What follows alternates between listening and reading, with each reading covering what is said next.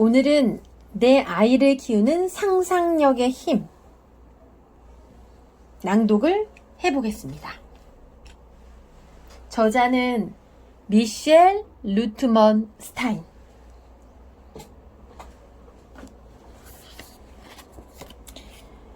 미셸 루트먼 스타인, 역사학자, 하이쿠 시인, 미시건 주립대학교와 연계해 창조성을 연구하는 학자이며 존 F 케네디 센터와 프로젝트를 함께 진행하며 강의하는 예술가이다. 남편 로버트 루트번스타인과 공동으로 세계적인 베스트셀러 생각의 탄생을 저술했으며 삶의 전 분야에 걸쳐 창조적 상상의 과정과 그 실행에 관한 연구와 저술 및 워크숍 개최 활동을 활발하게 전개하고 있다. 이 생각의 탄생을 저술한 분이었군요. 저는 그 책을 읽어봤는데 너무나 반갑네요. 자, 오늘 낭독할 책, 내 아이를 키우는 상상력의 힘입니다. 목차 소개하겠습니다. 1부 월드플레이는 어디서 자라는가? 2부 가상놀이의 정원 탐험하기. 3부 성인기의 일의 월드플레이 접목하기. 4부 월드플레이 씨앗 뿌리기. 자, 그럼 1부부터 해서 낭독을 살짝 해볼게요. 앞부분 낭독하겠습니다. 25페이지부터 낭독합니다. 숨겨진 놀이의 세계, 카렌드로의 여행. 크레용으로 그린 지도로 아들은 내게 네버랜드로 가는 길을 보여주었네. 존 맥마누스 시인. 나는 맨 처음 내 딸아이에게서 가상의 놀이 세계에 대해 배웠다. 대부분의 부모들은 아기가 처음으로 방긋 웃던 모습을 기억한다. 또 많은 부모들이 아기가 처음으로 걸음마를 하던 순간을 잊지 못할 것이다. 나는 내 큰아이가 처음으로 가상놀이를 시작하던 순간에 시시콜콜한 모든 것을 생생히 기억하고 있다. 1살 반에서 2살 사이쯤 되었을 때 메러디스에겐 흔들 목마를 거실 바닥에 가지런히 정리하는 버릇이 생겼다. 장난감 바구니는 흔들 목마 코 밑에 놓고 나무로 만든 토끼는 바로 그 옆에 두었다. 봉제곰 인형과 털실 머리 인형은 목마에서 1m쯤 떨어진 맞은편 책더미 위에 놓인 미니 접의자의 자리를 잡고 앉았다. 딸아이는 걸음마와 말하기를 처음 시작할 때부터 가상놀이도 함께 시작했다.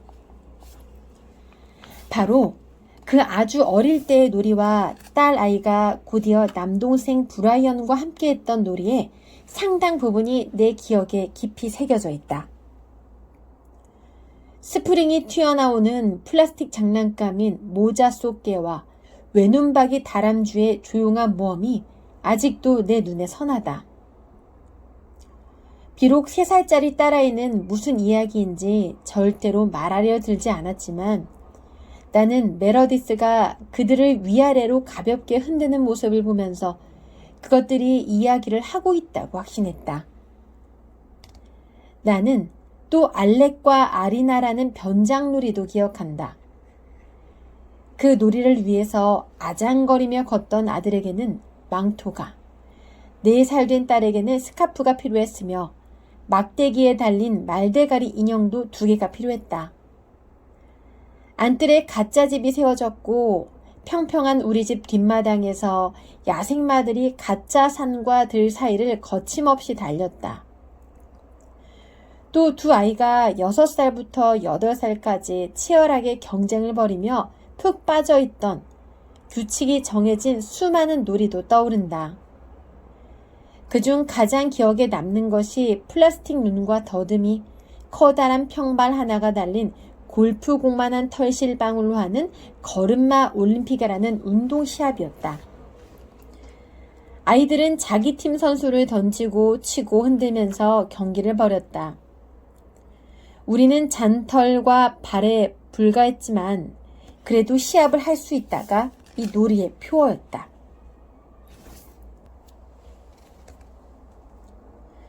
이 모든 놀이가 엄마인 나한테는 아주 친숙하게 느껴졌다. 나 자신이 어릴 때 많이 경험해본 덕에 나는 아이들의 혼자 장난감을 가지고 노는 가상놀이, 소품과 의상을 가지고 하는 드라마틱하고 흥미진진한 자매놀이, 고도로 진지한 변장놀이 등을 알아보았다. 그런데 몇 달쯤 지나자 내 딸의 상상활동이 뜻밖의 새로운 국면으로 접어들었는데 이는 내 경험을 넘어서는 것이었다. 9살이 되자 메러디스는 카라는 가상의 장소를 만들기 시작했다. 나도 물론 아이들이 가상 친구를 만든다는 이야기는 들었다. 하지만 이 경우는 달랐다. 이것은 하나의 온전한 세계로 날이면 날마다 조금씩 면밀하게 설계되는 평행 장소 또는 파라코즘이었다.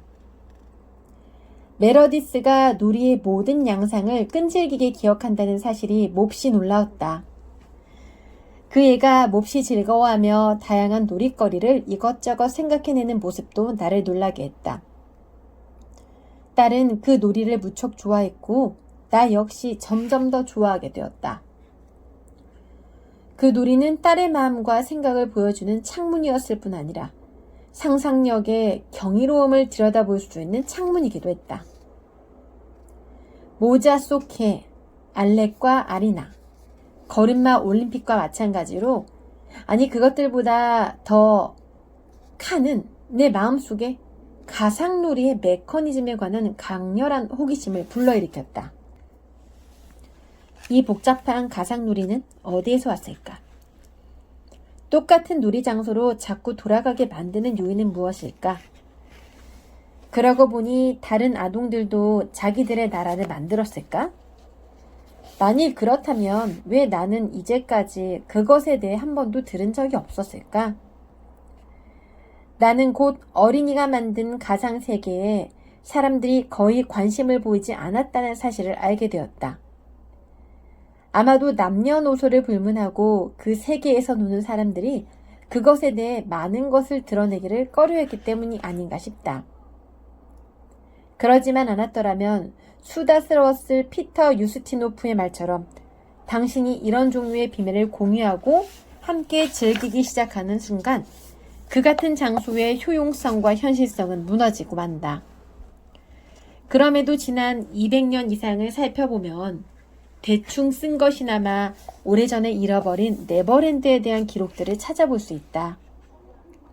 올무드, 더로치, 더딕스, 렌시아 플럼, 베스비안 스트리트, 촐리아누, 퍼랜드, 알라가이시아, 키르시 릴시랜드, 아빅시아, 론투이아 등등. 나중에 여러 차례 도서관에 가서 찾아본 결과 놀랍고도 다양한 가상세계에 대해 점점 더 많은 자료를 얻게 되었다. 아울러 왜 월드플레이가 어린 시절 경험 중 가장 홀대받는 현상이 되었는지에 대한 이유도 점점 더 많이 알게 되었다. 내가 꼬마였을 때 그것을 만들었다. 1806년 영국의 학자이자 작가인 벤자민 히스 멀킨이라는 사람이 한 아버지의 아들에 대한 회고라는 책을 출판했는데 그는 지적 영재인 아들의 박학 다식함을 과시하기 위해서가 아니라 풍부한 상상력에 대한 가능성을 보여주기 위해 이 책을 썼다고 밝혔다. 박학 다식함과는 전혀 다른 영역이었다. 아들 토머스는 학습 속도가 매우 빨랐는데 2살 때 읽기와 쓰기를 독학으로 익혔고 엄마 젖을 빨면서 라틴어와 그리스어를 습득했다. 또 아버지 말에 따르면 토머스는 알레스톤이라는 가상 국가를 세운 사람이기도 했다. 그 가상 국가의 왕으로서 토머스는 역사를 기록하고 지도를 그렸으며 사회제도를 설명하고 그 나라의 이야기들을 기록했다. 또 알레스톤을 위해 언어도 새로 만들었는데 라틴어를 모델로 삼았다지만 소리와 리듬을 보면 완전히 즉흥적 기분의 산물이었다. 그는 높은 음자리표와 낮은 음자리표의 멜로디를 표시해서 코믹 오페라와 가상 음악도 작곡하려고 애를 썼다. 아버지는 알레스톤의 역사와 이야기뿐만 아니라 이 가상 음악도 설명했다. 아들이 어떻게 모든 상황을 그의 작업에 편입시키는지, 그가 현실에 대해 배운 것을 어떻게 환상적인 이야기나 노래로 바꿔놓는지, 또 그가 오페라 사전 및 지리학자가 그린 지도의 방식이나 수법 등을 어떻게 베끼는지 추적하기 위해서였다. 놀이를 하면서 토머스는 어릴 때의 가능성과 상당히 근사하게 닮은 능력을 발휘했다. 성숙한 천재의 활동으로서 인류를 즐겁게 하고 발전시킨 것은 무엇이든 다 발휘한 것이다. 한편 거의 비슷한 시기에 거의 같은 지역에서 하틀리 콜리지라는 소년이 기발한 공상에 빠져들기 시작했다. 그의 동생인 더 웬트에 따르면 그는 몽상적 소년 시절을 보냈다고 한다. 영국의 낭만파 시인이자 평론가인 세뮤얼 테일러 콜리지의 아들인 하틀리는 천성이 몹시 활동적인 아이로 자신의 발랄한 생각과 월드플레이에 홀딱 빠져 있었다. 어린 시절 어느 날 그는 집 근처 땅 사이에서 작은 샘물이 퐁퐁 솟아오르는 것을 발견했다. 이 항아리 힘, 가장자리에 하틀리는 마음속으로 사람이 사는 세계를 만들었다. 그러다가 8살이 되었을 때 항아리 힘은 더는 마음속에만 머무르지 않고 밖으로 뛰쳐나와 에죽스리아라는 섬 대륙이 되었다. 더 웬트의 회상에 따르면 하틀리는 오랫동안 그 섬의 수많은 나라들을 정성 들여 세웠는데 각 나라는 저마다 독립된 역사와 시민, 교회, 조직, 문학, 종교와 정부 형태를 갖추었고 고유한 국가의 특성을 지녔다. 동생 더웬트는 하틀리의 막역한 친구로서 종종 에죽스리아 해안에서 온 최신 정보를 읽고 즐거워하곤 했다. 실제로 그 가상세계는 자유롭고 시적인 것만큼이나 정말로 실제처럼 보였다. 후에 하틀리 자신은 나는 굉장한 이야기꾼이었다. 나는 내가 듣거나 읽은 내용을 나 자신의 이야기로 재탄생시켰다라고 회상했다. 그의 평가에 따르면 가상놀이란 일종의 모방 예술이긴 하지만 굉장히 상세한 묘사와 독창성으로 아름답게 꾸며진 것이었다. 볼프강 아마데우스 모차르트와 그의 누이 네널이 어릴 때 만든 어린이들의 왕국을 제외하면 토머스의 알레스톤과 하틀리의 에죽스리아가 아동기에 만든 세계로서는 기록에 남아있는 최초의 것들이다. 그리고 그 후 200년 동안은 월드플레이에 대한 언급이 공개적으로 활발하게 이루어졌다. 의심할 여지도 없이 그중 가장 유명한 것은 샬럿, 브라넬, 에밀리, 앤든, 브론테 3남매가 만든 글래스타운이다. 하지만 알려졌건 알려지지 않았건 자신이 만든 세계에서 놀았던 또 다른 작가들이 있었다. 영국의 유명 소설가 앤서니 트롤로페는 어릴 때 공중성을 만드느라 많은 시간을 보냈고 그보다는 덜 유명한 번역가 캐서린과 수제너 원크워스 자매는 쌍둥이 요정왕국을 다스렸다. 한편 무명 화가이고 회고록 집필자인 우나운트는 엄마의 바닷가에게에서 가공의 세계를 만들어냈다. 문학과 상관없는 직업을 가진 사람들 역시 어릴 때 세계를 만들었다. 시각 예술가가 되기 한참 전에 미국의 화가이자 예술 비평가 페어필드 포터는 에드 팔로바라는 섬나라 지도를 만들었다. 유스티노프는 배우, 감독, 작가로 활동하기 전에 평화주의자의 나라인 콘코르디아의 구성에 대해 계략적인 계획을 세웠다. 지질학자 너세니얼 샬리, 법률가 오스티 테펀 라이트, 신경과 전문의 올리버 섹스, 영국의 동물 행동학자이자 화가인 데즈먼드 모리스 역시 다들 어린 시절에 마음속 왕국을 건설했다. 이런 애들 가운데 단순한 놀이 이상인 경우도 덜어 있다.